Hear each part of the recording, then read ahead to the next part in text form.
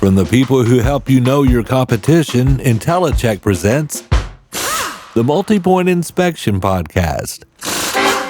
The Multi-Point Inspection Podcast brings you news and stories from the automotive world told in an informative and entertaining way.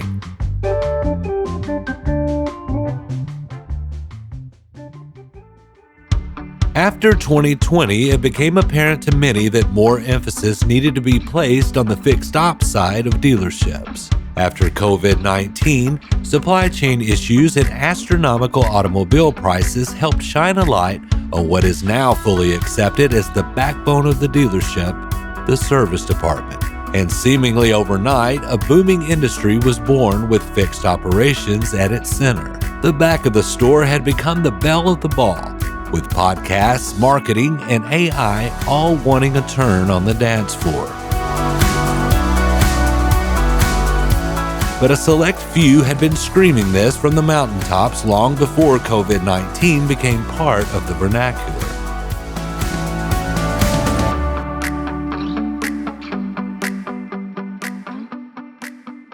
I am April Simmons. I am the Corporate Internet and Marketing Director for Horne Auto Group. We are located in Arizona and our stores are sprinkled through all out. And I'm super excited to be here with Brandon talking about fixed ops today. So I will tell you, as a person who has been trying to get fixed ops to be part of marketing for a really long time, it's never not been important. It's just never been had its vision on it as it should. The number one reason, I believe, is because general managers typically don't come from fixed ops, so they stick with what they know, which is variable. So fixed ops directors and advisors and tax and everybody on that side of the house has always just automatically assumed that customers show up, that there's no need to spend money to get a customer to come to the dealership, that these people, they come here because they're supposed to come here. There's this thought process that we don't need to change how we treat customers. We don't need to change marketing. We don't need to change anything because this is how it's always been done and this is how we do it.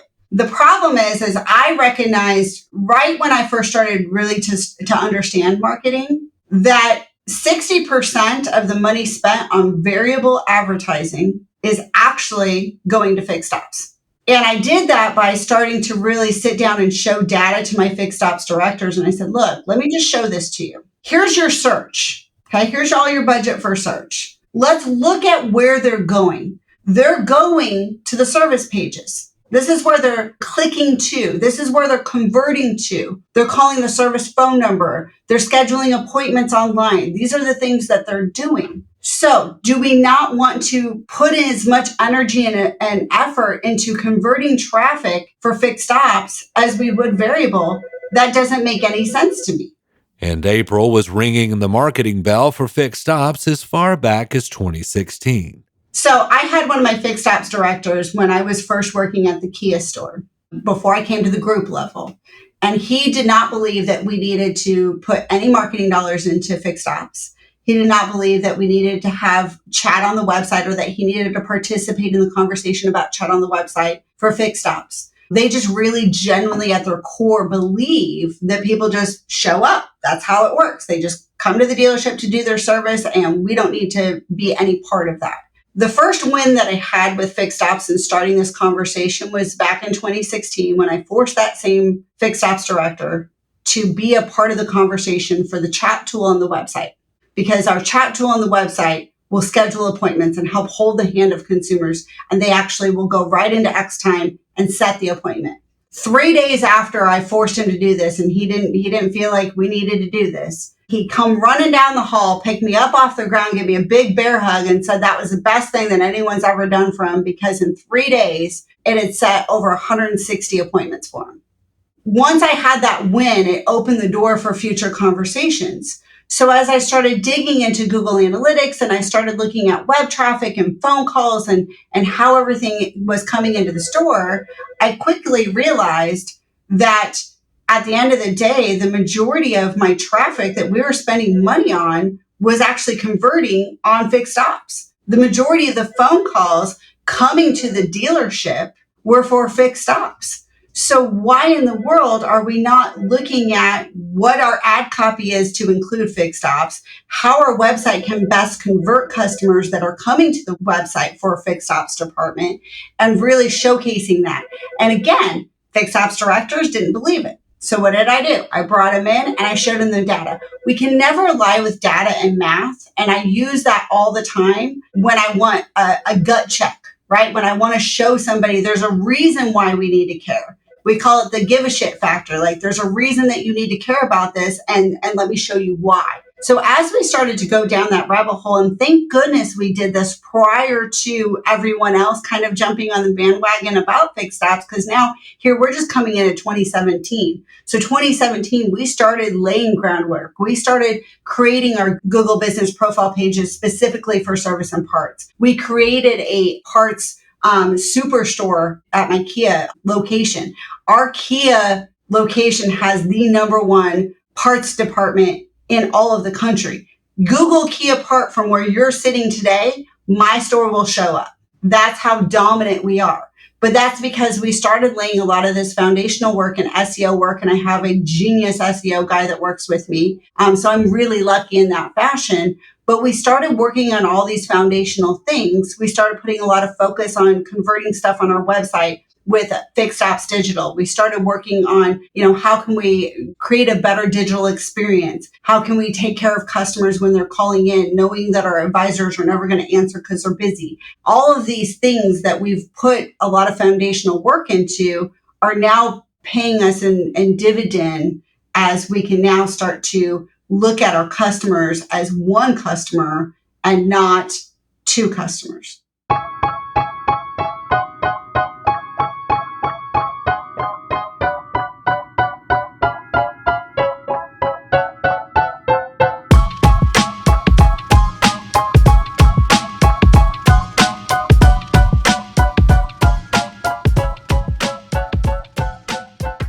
April says that there are some things that fixed ops departments should be looking and preparing for in 2024 in order to get back the business that has been lost to the aftermarket. Our supply and demand at our stores for over the last 60 days, we're finally starting to get stability. I'm finally driving around and driving on the lots and going, okay, we have inventory, which has been great. It's exciting to see. I think that this next year we'll see that kind of across, globally, hopefully with, the strikes may create another little hiccup that we're going to see. But I think once we get past that, we'll see a real stability in inventory levels as we move into this year. So that's exciting to see. That'll be helpful. But with fixed ops specifically, they're going to get hit with a triple whammy. There's three major pillar things that are of why we're all talking about fixed ops, why the movement's going that direction. Number one, because of the shortage is going to create two things. It's going to create, number one, that customers over the last couple of years who normally wouldn't have kept their car now are keeping their car and therefore need to service their car. So we now have a need for more what I call mid-level techs, right? Not necessarily the master tech, but the guy who can do a little more than an oil change, right? So we have a need in that space that we didn't normally need quite as much in that space. We also have a problem that the supply chain is going to cause, which is going to be a lot less vehicles in the mix to be able to be coming back for service. Now, we won't necessarily see that for another couple of years, but when you start to look at waterfall effect and you start to look at what's going to happen over the next few years because of the lack of actual volume of vehicles, we are going to see that start to really impact us, which is why it is imperative that we start to really shore up our foundation and understand that we have to really get in the business of getting back our business that we've given to the third parties, given to, the Jiffy Lubes of the world. We can get that business back if we do all the right things today that will help create that bridge that honestly we blew up ourselves, right? But then we have this other third pillar, which is all these electric vehicles that are now being sold that do come with a lot of different things that we don't always necessarily think about in the day-to-day, which a simple one. This was something I just was talking with my fixed ops director the other day, more as a reminder. I know they know this, but I don't think we all think about it. We kind of all go on autopilot. Once we know how to do a job, we just kind of do it without necessarily thinking about every little step. So there was a car dealership that one of the techs had left an electric vehicle on the lift overnight. It literally burned the shop down because you cannot leave an electric vehicle on a lift for any period of time other than, you're working on it. And so these are the things that it's in the manual, which means if you did it, that's actually a liability for the dealership. That's not something that anyone's going to cover because it's technically considered negligence if you didn't do the things you're supposed to do, right? You were the cause of it. And so it's really important for dealers to understand that we have to almost go back to dumbing ourselves down in our day-to-day and be like very matter of fact on what we're doing and how we're doing it so that we don't make those kind of mistakes as we start to deal with a whole new level of vehicles.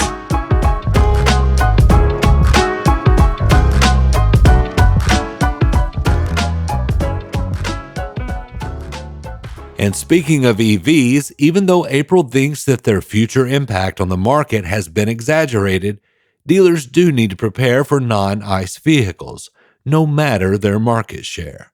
I think at the end of the day, regardless of whether it ends up being 100% like some people think, which I don't, 50% like other people think, which I don't think it will even be that, but even if it ends up being 10%, I think that everyone can agree that it will be at least 10% at some point. Now, whether it's all electric or it ends up being hybrid or we go into a whole nother category of hydrogen or we start to talk about any of that, we are going to have alternate method, whatever you want to call it, to the tune of somewhere in that 10% range. Well, I don't know about you, but I consider myself to be a greedy person. I don't want to not have that business, no matter what percentage it is. And so it's imperative that we have these conversations because at the end of the day, regardless of what that amount is, again, there is a whole nother slew of education, a whole nother slew of foundation. Like, what do we do to the shop? What tools do we need? What added things do we need to be looking out for? How do we make sure that we have the ability to take care of those customers differently if it's needed?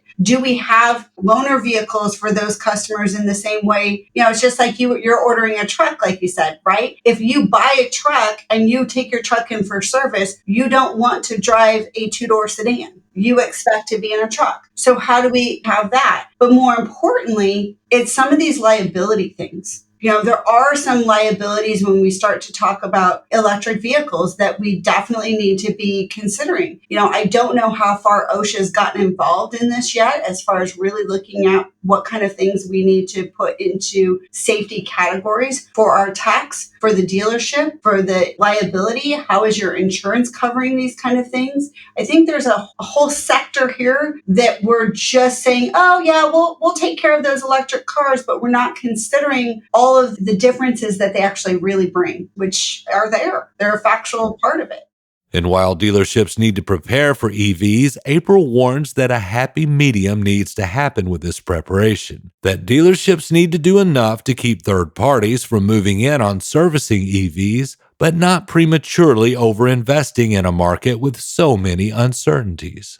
And that's been a frustrating thing for, the dealers. And, I always joke that I should probably come with a disclaimer because, my opinions are not necessarily that of the people I work for. It's not necessarily the opinion of other people in the country. But from where I sit, I believe that electric vehicles are going to be a small part, and they are unfortunately far exceeding what they want us to spend, the investment, the areas that they want us to go down in order to take care of that small minority. It's going to put it into a situation where we're going to force dealers to allow other people to have that part of our business if we don't work together to figure out ways that we don't need to do fully separate shops, because I don't think that's the answer. I think it is way too big of an investment. It's already an extreme investment to be looking at the tools and the chargers and just the basic stuff that we need to be able to take care of a customer today. And I always say, look, I'm going to take care of the majority, but I also want the minority of business. I want all of it. But my process and everything that I'm doing has to be what's going to yield me the best ROI. I have to do that first.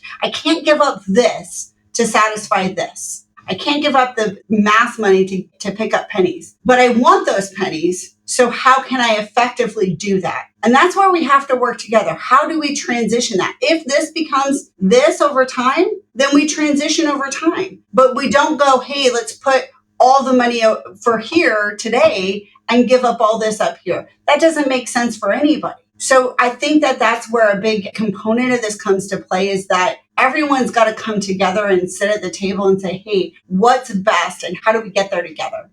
So what does April think about the rumblings of direct-to-consumer doing away with dealerships as it pertains to electric vehicles? It'll never happen. Never in a million years will happen. I'll give you the proof of the pudding is today. I've been saying this since day one, and now what I have been saying is coming to absolute reality. The rumblings of EV direct-to-consumer was when you didn't need a salesperson to sell a car. If you had a car, it was sold. That's why we could just sell them direct to consumer came about. That, and because Tesla does it. So we can do it, right? We can do this and we don't need the dealer. I'm going to tell you, they need the dealer. As we sit here today, I don't care what state you're in, EVs are piling up on lots left and right. When gas prices are an all-time high for many, many years, they're piling up. They're piling up because we have an affordability issue. They're piling up because they don't work for every consumer. And so now we have supply and demand out of check. And anytime supply and demand is out of check, then the dealer is the saving grace to the OEM, 100%. Because the only way those things are going to move is having a salesperson talk somebody into it, period. Plain and simple. We're losing money hand over fist on EVs. And I think that that's kind of what I'm hearing from everybody else. There's a reason for it. So I think that thought that was there and that rumbling is being squashed like a bug. April talks about IntelliCheck, Fixed Ops Digital, and how dealerships need to look to other profit centers to retain customers. After a word from our sponsor. Perception is not always reality. And, there's this perception that the dealerships are more expensive for everything. And IntelliCheck kind of confirms that that's not the case. IntelliCheck helps dealerships become aware of where their prices stand in regard to their competitors. And IntelliCheck does a good job of giving us that pricing data to confirm that we're in the market. And this allows dealerships to make their customers aware of their competitive pricing. I placed 2 placards in the business center so they could see that while they're over there working on computers. I also placed it in our coffee area. We have a glass wall there, so when they walk in, as they're putting their creamer and sugar in their coffee, they're going to look up and see the pricing for our pricing as well as our competitors. Introducing IntelliShare. IntelliShare contains all of IntelliCheck's promotional tools that you can use to promote your favorable prices, including Intella Ads, the printable flyers that you can show off in easel displays, Intella Media for your digital media boards, and Intella Widgets, so you can show off price comparisons on your website and even let your customers schedule from the widget. Just having access to that data that they're able to provide gives us a good plan of how we're going to proceed. Call 877-827-7273 or go to IntelliCheck.com to find out more about how the IntelliShare series can help you grow your business.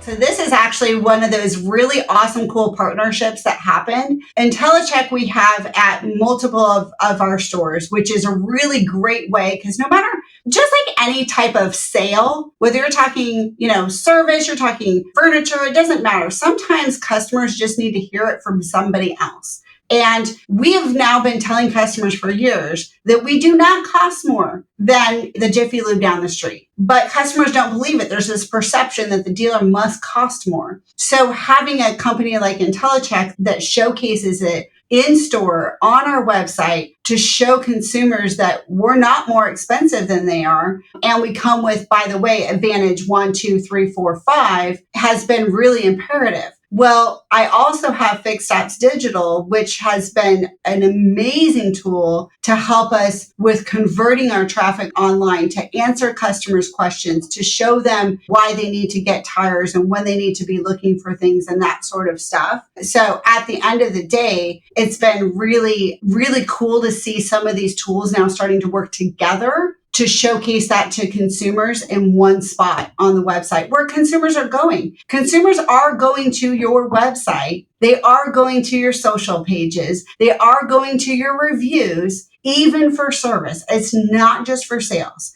They're looking for education there, just like they would for purchasing their vehicle.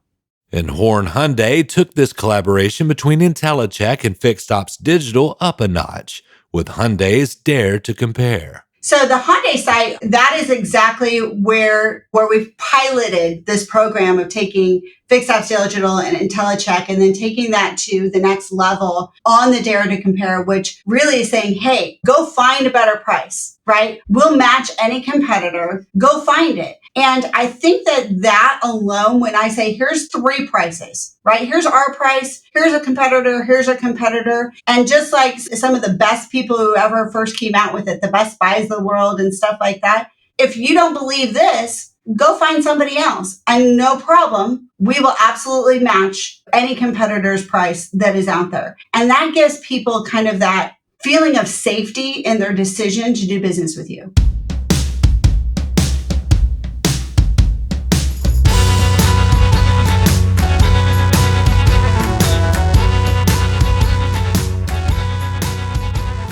April says that it's vital for a dealership's website to allow the customer access to tires as another profit center.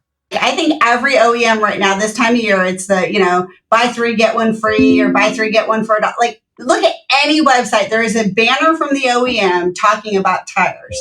But if your website does not have the ability to actually look at tires, order tires, price tires, easily peasily from your website, massive failure, massive failure. Having 1 stack of tires in your parts department is not selling tires. Tires is one of the most important profit centers that we have. Parts departments as a whole is another whole massive profit center. And then another big one, alignments. I think we don't do a good enough job of really focusing on how to save our consumers money by doing things like alignments and really being serious about that sort of thing.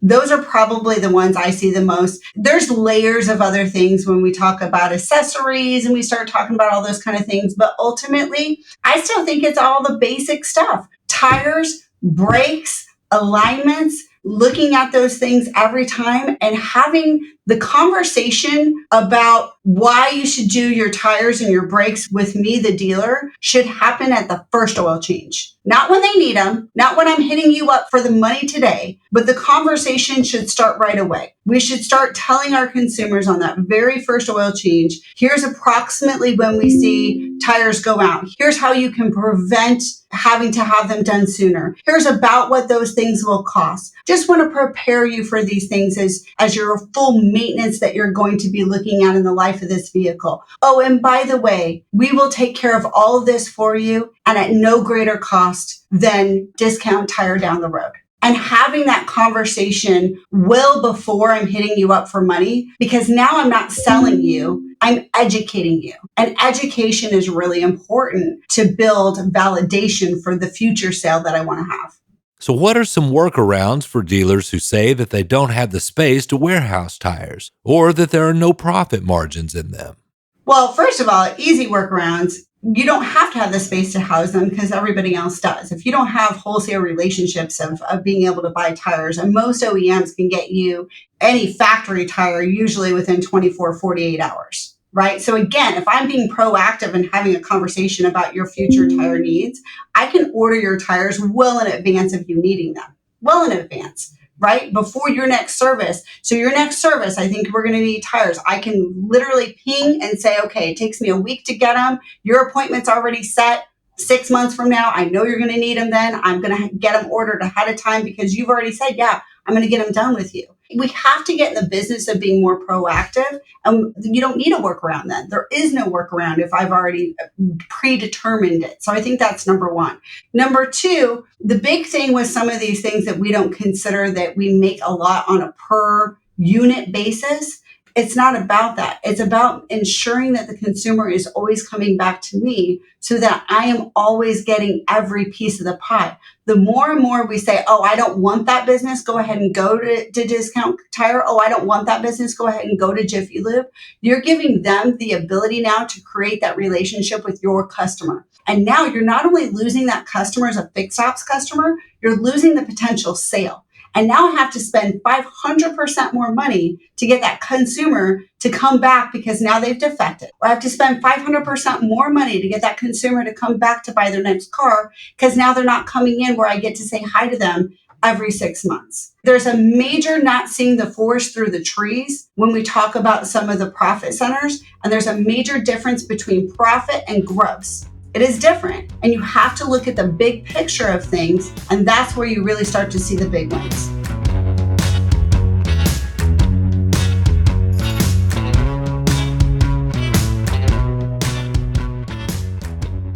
I'd like to thank April Simmons with Horne Auto Group for this most insightful interview. You can find the Multi-Point Inspection Podcast on Apple Podcasts, Amazon, Spotify, or wherever you listen to podcasts. And be sure to subscribe and give us a 5-star rating. It helps with the algorithm thingy. Executive producers for the Multi-Point Inspection Podcast are Melissa Marlette and Joe Gibson. It is written, produced, and narrated by me, Brandon Barnett. This episode's featured music is In the Bag by Divisioner.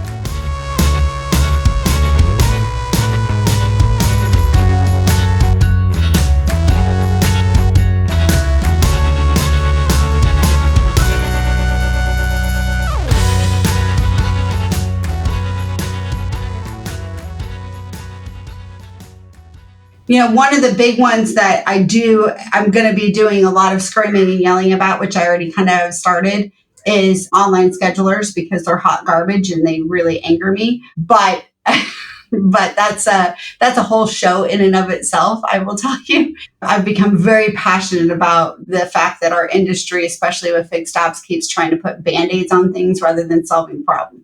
And, you know, the reason consumers are calling the dealership is to schedule appointments is not because they want to. Nobody wants to call the dealership. They're calling because our online scheduler sucks. IntelliCheck. Know your competition.